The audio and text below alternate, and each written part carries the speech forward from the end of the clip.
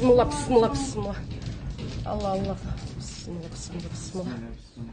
Жер титиреген учурда Кудайга ишенбеген адамдардын ой Кудай, ой бисмилlah, ла илаха иллаллах Мухаммад Расулуллах деп тобосуна таянып калганын көрүп атабыз. Эмне үчүн жөн жай жүргөн учуруңда, эмне үчүн бактылуу күнүңдө Кудайды эстебейсиң ошентип? Эмне үчүн жөнөкөй жүргөн күндөрүңдө намазыңды окубайсың? Эмне үчүн жөнөкөй жүргөн учуруңда Кудай бар деп Кудайдан коркпойсуң? Алладан корк.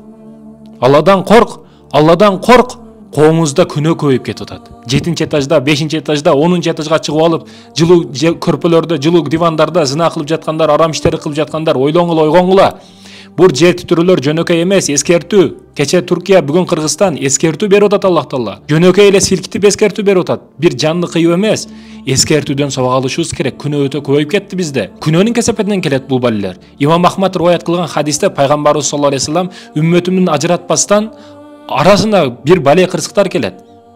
Имандууларга эскертүү иретинде. Бирок ал балелер келген учурда бул кедей экен, бул бай экен, бул жакшы экен, бул жаман экен деп бөлүп отурбайт. Баарына бирдей келет дейт. Бирок урматтуу мекендешим, ал имандууларга эскертүү иретинде. Эскертүүдөн сабак алышыбыз керек, тобо кылышыбыз керек. Бүгүн канча жолу тобо кыласың, канча жолу сөгүнөсүң? Эсептеп көрчү. Пайгамбарыбыз саллаллаху алейхи вассалам бир риваятта 70 жолу, экинчи риваятта 100 жолдан күнөөсү жок, таза зат, имандуу зат.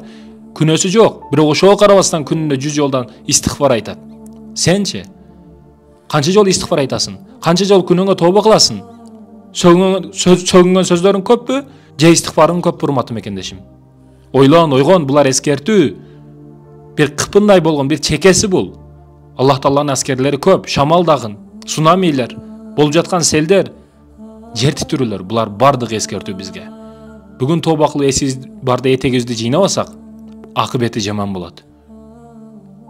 Бишекте өзгөчө күнөө көбөйүп кетти. Жер силкинүүсү, элдер байкабай калды, эч нерсени билбей калды. Түнү жер титиреди, кеч. Элдер эртеси күнү жаңылыктардан билип атат, жер титирептир деп. Уйку экинчи өлүм, урматтуу мекендешим. Ошондон уктардан мурда истигфарларды айтып, астагфирулла деп, астагфирулла деп, Алладан тобо кылып, билген сүрөлөрүңүздү өзүңүзгө дем салып, ойгоносузбу, эч ким кепилдик бере албайт. Түндө кээ бирөөлөр көчөгө чыгып алыптыр. Түндө титирейт экен деп. А күндүзү титиреши дагы мүмкүн го ал. Күндүзү үйүндө жүрөт, түндө көчөгө чыгып алат. А күндүзү титиребейт деп ким кепилдик берет? Алладан коркойлу, урматтуу мекендешим. Бактылуу күндө дагы, бактысыз күндө дагы Аллах Таалага болгон ой жүгүртүүбүздү өзгөртпөйлү. Истигфарды көбөйтөйлү. Астагфирулла, астагфирулла, астагфирулла. Зикирди токтотпоңуз. Алладан үмүттү эч качан чөктүрбөңүз. Жашоодо биз тепкичтен канчалык жогору чыкканыбыз сайын алдыбызда, жаныбызда ар дайым биз менен, бизди колдой тургандар, бизден жоголуп кеткен учурда дагы Аллах биз менен экендигин эч качан унутпаңыз, урматтуу мекендешим. Аллах сизди жакшы көрөт. Аллах сизди жакшы көрөт. Аллах сизди жакшы көрөт. Аллахны зикир кылыңыз. Дуа башка, зикир башка. Зикирлерден эң жакшысы, ла илаха иллаллаху Мухаммад Расулуллах келемеси. Мындан улуу сөз болбойт дагы. Болгон эмес дагы. Ла илаха иллаллах Мухаммад Расулуллах. Манеси Аллах жалгыз, Аллахтан башка сыйынууга татыктуу зат жок. Мухаммад саллаллаху алейхи вассалам Аллахтын кулу жана элчиси. Эң жакшы келиме, эң жакшы зикир Аллахны эстөө, бул ла илаха иллаллах Мухаммад Расулуллах менен болот. Турганда, басканда, жатканда сиз уктадыңыз, эрте менен турдуңуз, турушуңуз менен ла илаха иллаллах Мухаммад Расулуллах деп койгонуңуз, ниет кылыңыз. Демекки эмне? Уйкудагы бир өлүм, эртең өлүп туруп кабырда кайра тирилесиз. Тирилгениңизде кудум ушул келиме суралат сизден. Ошондуктан эрте менен уктап турганыңызда ла илаха иллаллах Мухаммад Расулуллах эң биринчи айта турган сөзүңүз ушул болсун. Себеби эртең өлүп кабырга кирген учуруңузда ойготкондо эле күн сайын адат болуп калган, ар дайым сиз ушуну кыласыз. Кабырда дагы көзүңүздү ачып эң биринчи сөзүңүз ушул боло турган болсо, суроо бергени келген мункар накир дагы суроону сизге бербестен кайра кетише берет.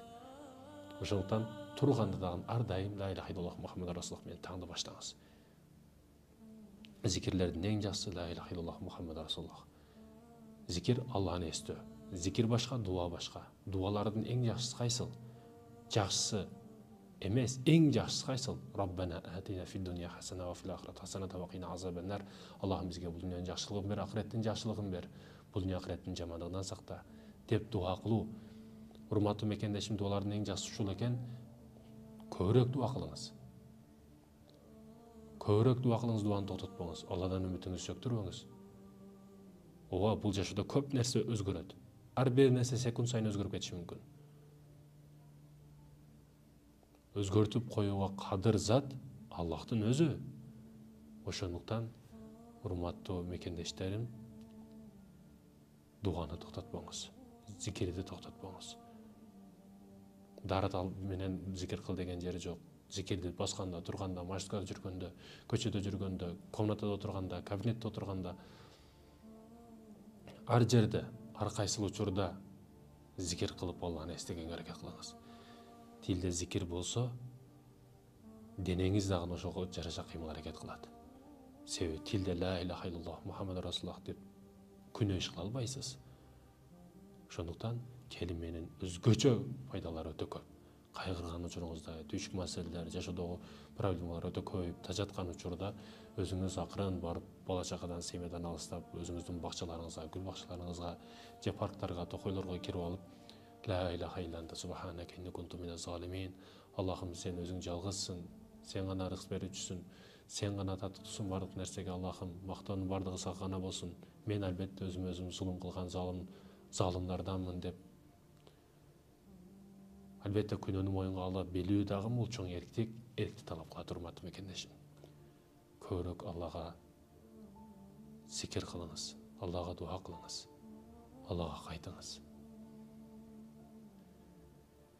Устаздарыбыз айткандай, сый менен чакырганда келиңиз, үй менен чакыр электе дейт. Эки койчуман бар экен. Эки койчуман ар дайым бири-бириге жакшылыкта жарышат экен. Бирөөсү ла илаха иллаллах десе, экинчиси Мухаммад расулуллах дейт экен. Бирөөсү алхамдулилля десе, экинчиси субханаллах дейт экен. Ошентип жакшылыкта ар дайым жарышат экен. Эки койчуман болбосо, күнөрдөн бір күн биринчи койчуман келсе, экинчи койчуман досу, шериги кайгырып сыгылууда экен. Досум, эмне кайгырасың? Мындай отурушуңдун сыры себеби эмнеде? Мындай караңгы булутта алып келип койгон сага ким? Досу дагы, мен махаббаттын кишенине илиндим. Кандай махаббат?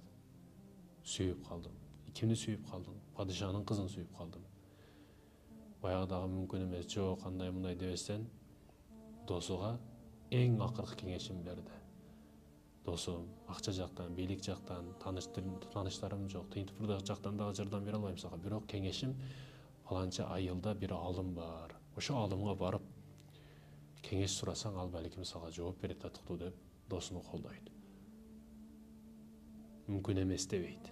Бүгүн досторго бир нерсе айтсаң дароо мүмкүн эмес дейт. Бул дагы барып алымдан кеңеш сурайт. Болгон ичиндеги дарттарын айтат, сүйүп калганын айтат. Алым дагы карап, анда сен зикир айткын. Сен баргын, тоого чыккын, 40 күн зикир айткын. Зикир кылгын, Алла сени каалаганыңды берет. Баягыдагы алымдан насаатына каныгып, тоого чыгып кетет. Зикир айтканды баштайт, күнү-түнү зикир айтат, Аллага дуа кылат. 20 күн, 25 күндүн тегерегинде элдин оозунда сөздөр жүрүштү баштайт. Фаланча алым деген келиптир, тоодо мындай алым керек экен, ал улуу экен, түнү бары кабандасынан намаз окуп келет экен, өзгөчө адам экен, тоодон түшпөйт экен деп ар кандай элдин оозунда сөздөр болуп. Бул сөздөр, жаңылыктар падышанын дагы кулагына жетип келди. Падыша дагы ушундай адам экен, элдин оозундагы күчтүү адам экен, биз дагы ыраазы кылып сүйүп өзүбүздү сыйлап койбосок, аны сыйлабасак, биз өзүбүздү сыйлабаган болобуз. Эл сыйлаганды биз дагы сыйлайлы, ыраазычылык билдирели ага, олий адам экен деп вазирлерин чакыртат. Өзгөчөсү, вазирлердин ичинде баягы аалым дагы бар эле. Дин жактан насаат берген, бардыгы анын көзүн тиктеп турат эле. Кеңешмеге падыша сөзүн айтты. Аны кантип ыраазы кылабыз, ага эмне кылабыз, подарка беребиз, эмне кылабыз десе, ар кимиз ар нерсени айтыша баштайт. Алтын бериш керек, акча бериш керек, дирхам бериш керек, кой союп курмандык кылыш керек, айтор, ар ким ар нерсени айтат. Анан алымга сөз келет. Алым карап туруп, падышам, азыр сиздер айткан, биз айткан нерселердин бардыгын ал олия болса кабыл кылбайт. Дин алымы олаrak алар дүйнө кызыктарына кызыктар эмес. Ошондуктан бул нерселерди албайт. Сиз кызыңызды беришиңиз керек ага. Падышага дагы өзгөчө жагып кетет бул сөз, себеби кызы дагы бойго жеткен, өзүгө ылайыктуу күйөө бала издеп жүрөт бул. Макул анда деп айтылган күндү белгилеп коюшту, ошол күнү барабыз дешти. Бирок ага чейин алым бирөө аркылуу жөнөтүп, баягы зикир кылган жигитке сизге падыша келип ар нерселерди айтат. Ар нерселерди сунуштайт. Бирок бардыгына жок деңиз, аягында кызын сизге сунуштайт. Кызыга макул дейсиз деп болгон шартта бала түшүндүрүп айтып коет. Падыша дагы учуру күнү келип өңкүргө барышат. Өңкүргө барып ар нерсени сунушташты баштайт. Акча, динар, дирхам, евро, доллар, алтын, күмүш бардык нерсени сунуштап көрөт. Бирок баягы жигит жок дейт. Урматтуу мекендешим, ушул жерде ушул сыяктуу падыша келип, президент келип, же ушундай бир мүмкүнчүлүк берилип, каалаганыңды айткын десе, бүгүнкү адамдар, бүгүнкү үммөт, бүгүнкү мусулмандар, жеке сиз эмнени үмүт кылат элеңиз, ойлонуп көрүңүзчү. Дароо машина, дароо эки этаж үй, ысык көлдүн жээгинде үй болсун, балкону күнгө карап турсун. Кээ бирөөлөр ушундай нерсени сурайт. Нөлөө пароходдон контейнер дейт. Жакшыраак жер дейт, особняк дейт. Дубайдан квартира дейт. Же ушундай сулуу бир модель кыздардан болсун дейт. Эң акыркы үлгүдөгү машинаны дейт. Ар нерсени сурашы мүмкүн. Бирок бул жигит жок деди. Падыша эмне десе жок деди. Аягында кызым бар. Кызыма күйөө керек. Карасам сиз бардык нерсени жок дедиңиз. Дүйнө каалоолоруна алданбаган адам экенсиз. Эгер макул десеңиз, сизге кызымды берем. Баягы жигит карап туруп, ага дагы жок деди. Падышага кызымды берем деген суроосуна дагы жок деди. Эмнеге, неге деген суроолор пайда болду. Досу дагы келди, койчуман досу. Эмнеге? Сен ушун үчүн зикир кылдың эле го. Баягы жигит карап туруп, мен калп эле жеке нафсымдын каалоосу ушу кызга үйлөнүш болду. Кызга жетемин деп Алланы калп эле зикир кылганым үчүн мага падышасы дагы келип тизе чөктү. Эгер мен чындап зикир кылганымдачы, ал Алланын махабатын тапкан эле. Ал чыныгы махабатты, чыныгы көңүлдөгү тынчтыкты тапкан эле, урматтуу мекендешим. Кээде биз дагы жүрөктөрүбүз ооруп, тынчтанбастан, жер жүзүнө батпастан, үйдөгү түйшүк маселелер, иштеги түйшүк маселелер айтор башың жарылып кетейин дейт. Эч нерсени каалабай каласың. Ошол өзүң жеткен унаңдагы, үйүңдагы, машинаңдагы, магазиндеги торттагы бардык нерсе көзүңө тескери көрүнүп калат. Ошол учурда эмне кылыш керек? Билесизби? Зикир кылыш керек. Алланы зикир кылыш керек, урматтуу мекендешим. Аллах сизге жардам берет. Сиздин организмиңизде не болуп атат? Ал жаратуучу, сизди жараткан зат ал. Кантип билбесин сиздин кайсы жериңиз эмне болуп атканын? Врачка ооруп калып барсаңыз, бир жериңиз ооруп калса, дары-дармек нерсе кылып, укол берип, ошентип түзөтүшкө себепчи болот. Ички жан дүнүйөңүз, руханиятыңыз, сыгылуу, депрессия булар бардыгы руханиятка тиешелүү маселе. Аны жараткан зат сөзсүз түрдө билет. Ага кайтыңыз, ага зикир кылыңыз, Аллах шифасын берет, урматтуу мекендешим. Биз эмне кылбайлы, башыбызды кайсыл ташка урбайлы, айланып Аллахтын зикирине кайтып келебиз. Эгер тынчтыкты кааласак, көңүл тынчтыгын, жүрөктүн тынчтыгын кааласак, Аллага кайтайлы. Ар нерседен тынчтык издебейли, урматтуу мекендештерим. Албетте кичик мааниде Алланы зикир кылуу, субханаллах, алхамдулилlah, Аллаху акбар, бул зикирлер. Бир күнөө кылып койдуңуз, андан кийин зикир кылып атасыз. Бирок бул кичик мааниде. Чоң маанидеги зикир не деген суроодо ар бир кылып жаткан амалыңызда Алладан коркуу болсун. Ошол Алланы зикир кылуу болот. Кыймыл аракетиңизде, баскан турганыңызда, көчөдө баскан учуруңузда, кыздарды кароодо көзгө кичине рахат бар, бирок арты азап да. Ошону карабай койсоңуз, намазда рахат, ибадатыңызда рахат, жүрегіңізде рахат. Бұлар ибадаттың рахаты да. Ошондуктан да бардык маселеде Алланы зикир кылыңыз. Жумушуңузда дагы акча келип калдыңыз, урдап койсоңуз болот, көрбөй калат шеф дагы. Бирок Аллах көрүп турат да. Бардык нерсеси бар, урматтуу мекендешим. Сиз жетпеген айфону, сиз жетпеген үй-жай бардыгы бар, бирок жүрөгүндө тынчтыгы жок. Ошол тынчтыкты кантип толтурамын деп жүрүп өлүп кетип атат көп адамдар. Бирок ал тынчтык зикир менен толот. Зикирсиз толбойт. Кээ бирлердин эч бир нерсеси жок, бирок ар дайым жылмайып күлүп жүрөт. Эмнеге анын жүрөгү тынч? Артына бир тепсеңиз эч нерсеси жок, бирок эч нерсеси жок болгону менен эркин адам ал.